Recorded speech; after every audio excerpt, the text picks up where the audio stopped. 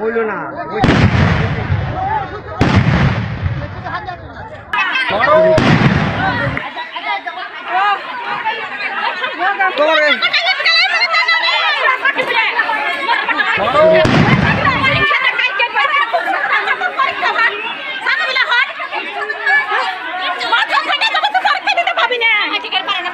ছাগলকে কেন্দ্র করে, ছাগলে ঘাস খাওয়াকে কেন্দ্র করে গন্ডগোল দুই পক্ষের। বাবুপুর নিক্ষেপ চলতেছে, পাল্টা ধাওয়া চলতেছে। বাবুপুর গোপালনগর বনাম গুমাল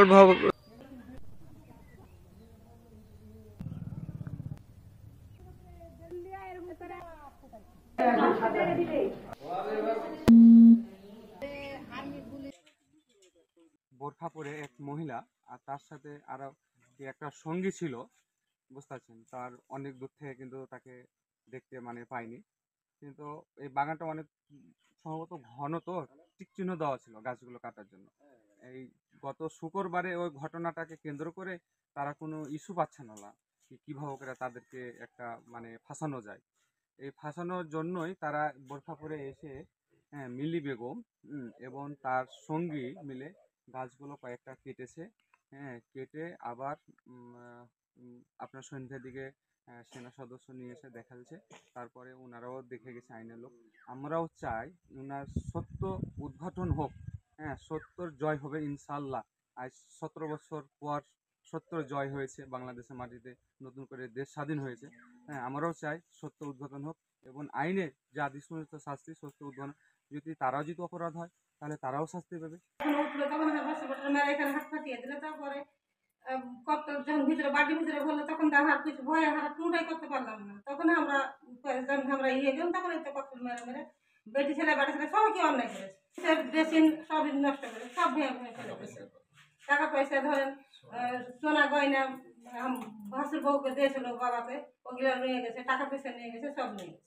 আপনার ওই কাজিয়া শিশু করেই কাজিয়া যখন ওরা লাগলো তখন আপনার ওই কিছু জোর না পেয়ে কি দেখছি কি ওর উপর মামলা ফেলতে পারি না, নিজের গাছে নিজেই আপনার কেটে গেছে। ওরা তার জন্যই তো করছে, না হলে কি ওরা কি আমরাকে পারছে? আমরা যদি পারতাম তাহলে তো ওরা বোমা পেস্তুলে আমাকে বাড়ি ঘর ভাঙচুর করে যায়, লুটতরাজ করে যায়। তো আপনার আর কি গাছ ওরা নিজেই কাটছে যখন জোর না পাইছে। সুষ্ঠু বিচার চাই, আমরা আর কি করব। ওনারা নিজেদেরই গাছ ফাঁকা করার জন্য নিজেরাই কেটেছে, ঠিক আছে। দিয়ে আপনার মনে করেন যে আমাদের উপরে দোষ চাপাইছে। এখানে মনে করেন যে মামলা করার ইস্যু করার জন্য আমাদের উপরে দোষ চাপিয়ে আপনার মিথ্যা মামলা করার জন্য আমাদের উপরে দোষ চাপাইছে। ওনারা গাছ কেটেছে, গ্রামবাসী দেখেছে, ঠিক আছে। টেক্কার স্ত্রী গাছ কেটেছে এবং গ্রামবাসী দেখেছে। তার চাইতে যে গন্ডগোল, একটা কথা করছি গন্ডগোল। তারপরে ওখানে যে দেখছি যে গন্ডগোল থেমে গেছে, কিন্তু ওখানে যে বেনু ভাইয়ের বাড়িতে দেখলাম আপনার ককটেলের ওই গালা ধোয়া গালা, এই আপনার ওই যে আলমারি টালমারি ভাঙা, কাঁচ টাচ সব ভাঙা, আপনার বাড়ির কপাট টপাট ভাঙা। তো পরিদর্শন করলাম, ওখানে জিজ্ঞাসা করলো। আমরা ধরেন যে বিএনপি থেকে চামা থেকে 8-10 জন গেছিলাম। তাতে ওখানে যে খোঁজ করলাম, ধরেন যে 100 মানুষ 100টাই বলছে যে এই গন্ডগোলটা সাইফুলই করাচ্ছে। তখন সত্য মিথ্যা আল্লাহ কিন্তু জানে, কিন্তু আমরা শুনলাম যে ওরা বলছে যে 100টা মানুষই বলছে সাইফুল এই বম মেরেছে, এই পেস্তুল্লে ঘুরে বাড়াচ্ছে। এইখানে আমরা ওইখান থেকে চলে এলাম। এই তো তখন কিন্তু এদের গাছ টাছ কাটা ছিল না। এরা এই ঘটনা গাছের ঘটনাটা শুনছি কালকে, যে গাছ কেটেছে এতখানি। এই গাছটা তো ওই তখন কাটা ছিল না, কালকের ঘটনা শুনছি গাছ কেটেছে। এখন কে কাটলে, এখন আমি তো আর গাছ কাটতে যাবো না, আর করতে যাবো না। ধরেন ওই পক্ষদার গাছ যদিও কাটা থাকে, কে কাটলে এটা তো দেখিনি, যেহেতু তো বলতে পারছি না। আর গাছ কি কিসের লেগে আর কাটবে? আর একটা ঘটনা ঘটেছে, ওরা মামলা করুক যাই করুক, থানা গেছে, আর গাছ তো তখন কাটাছেও না। আর গাছ কিসের লেগে আর গাছ ক্ষতি করেছে? আমার ক্ষতি করেছে বিশেষ করে বেশি। আমাকে ধরে নিয়ে 3 লাখ টাকা নিয়েছে, তারপর আমার বাড়ি টাড়ি মুচ্ছে ভেঙে ফেলে দিয়ে কিছুই তো উদ্ধার করবে। আমার এটা আবেদন যে সরকারের অস্ত্র যেখানে আছে অস্ত্র যেন উদ্ধার করে।